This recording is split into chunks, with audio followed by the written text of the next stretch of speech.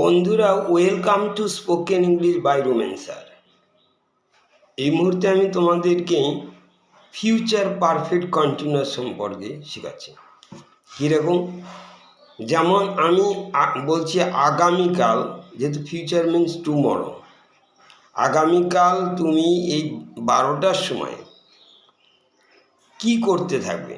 তুমি যদি বলো আই উইল বি ইটিং, আমি খেতে থাকবো, এই কিন্তু future continuous. I will be reading, আমি পড়তে থাকবো।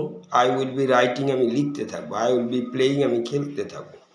বা I will be going to school, আমি স্কুলে যেতে থাকবো।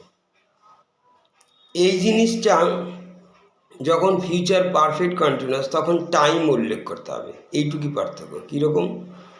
কালকে আমি আগামীকাল 12টার সময় 2 ঘন্টা ধরে আমি খেতে থাকবো। I will have been eating rice for 2 hours.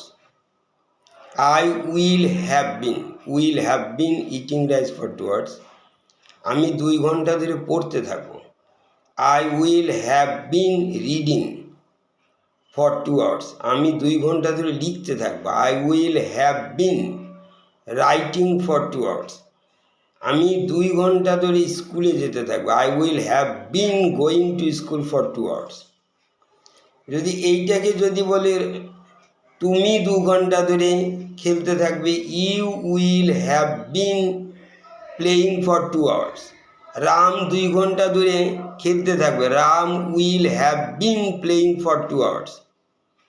এটা যদি কোশ্চেন্স করো, will you have been reading for 2 hours, তুমি কি 2 ঘন্টা ধরে পড়তে থাকবে কালকে এই সময়, আগামীকাল? Will you have been playing football for 2 hours, তুমি কি 2 ঘন্টা ধরে ফুটবল খেলতে থাকবে? Will Ram have been playing football for 2 hours, Ram কি 2 ঘন্টা ধরে ফুটবল খেলতে থাকবে?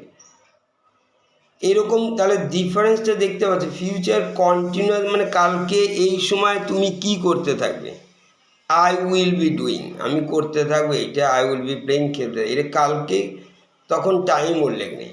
আর টাইম উল্লেখ থাকলে I will have been doing the work for 2 hours. এখানে ফর আর সিন্সও দেওয়া যায়। সিন্স হচ্ছে যে কোনো টাইম উল্লেখ থাকে। যাই হোক, এইবার আবার বলছি যে Ram will have been doing the work for 2 hours. 2 ঘন্টা ধরে তুমি কোনো কিছু করতে থাকবে, তখন এটা ফিউচার পারফেক্ট কন্টিনিউয়াস আমরা বলছি। Thank you.